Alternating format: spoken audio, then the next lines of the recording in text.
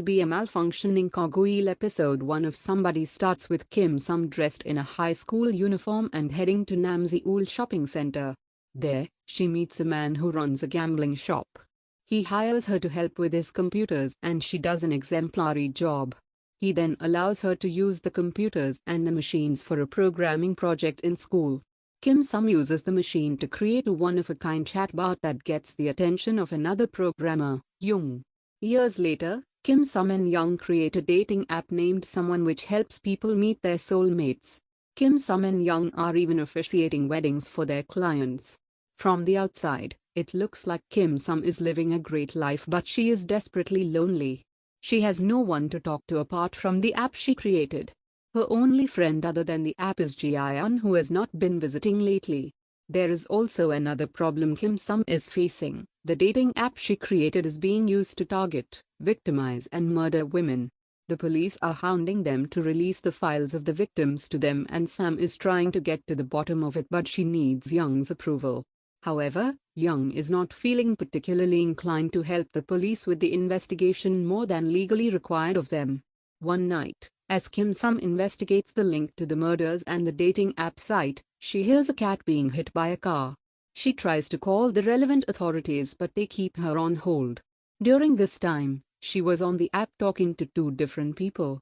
One of them advises her to take the cat to the vet while the other tells her to do whatever she wants with the cat.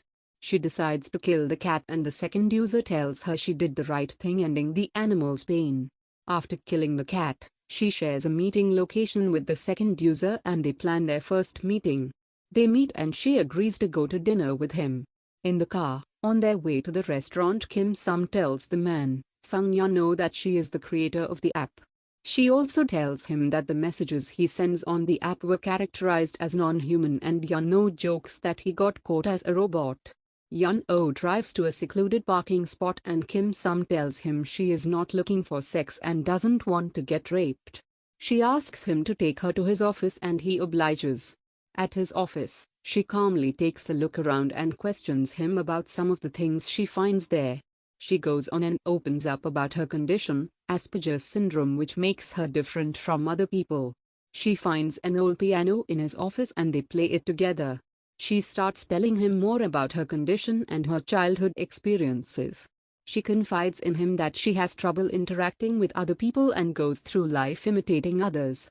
At the end of their date, he gifts her a razor blade. The next day, Yeon-oh gets a call from one of the women he is currently chatting with on the app.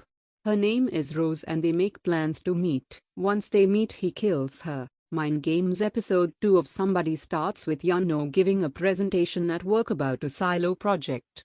He works in an architecture company named ESC. His work life is not as fulfilling as he would like it to be, mostly because his boss is against his ideas for a project. Later at night, he strikes up a conversation with the lady he matched with on the dating app. They bond over their love for fireworks. Their conversation goes so well that they end up doing a video call. It turns out they work in the same business. She was also present during his presentation earlier that day.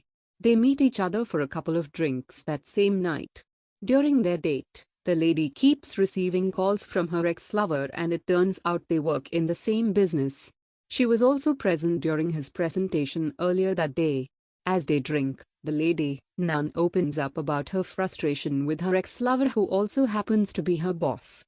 She also tells him what her boss said about his presentation and he didn't have any nice things to say. Hearing his work being berated annoys and hurts Yeon-oh's ego. Nan gets wanted and Yeon-oh uses this opportunity to take her phone and invite her boss over to the silo. Once he gets there, he brutally tortures him. The next day, Kim Sum texts him on the app asking if he is busy. He doesn't respond, which leaves her feeling a bit despondent. Elsewhere, another lady who is a cop, Young Ji-yeon, gets on the app and started with a man on the dating app. They bond over the fact that they both use wheelchairs and they make plans to meet on the coming weekend. Another lady, Mok-won, makes a connection at the bar with another lady, but they only have a few drinks. On the weekend, Young Ji-yeon gets ready for her date with the man she vibed with on the dating app. She drives to the location her date picked and it is a secluded place, but she doesn't think much of it. Her friend, Mok Won tries to reach her on the phone but she is unable to get through to her. This makes Mok Won worried as it is unlike Yong Ji-yeon not to reply or pick up her phone. Later, Yeon-oh goes through the phone of his victims and he is surprisingly in a wheelchair. He also has Yong Ji-yeon's phone. He picks up her phone when Mok Won calls Yong Ji-yeon and he tells her that he picked up the phone at a restaurant. He offers to leave the phone at the restaurant and send her the location before hanging up quickly. Unperturbed, he carries on responding to other users on the dating app. At the end of the episode, Yong Ji-yeon crawls up the hill where she was meeting her online date. She looks bruised but is determined to get back the man who hurt her.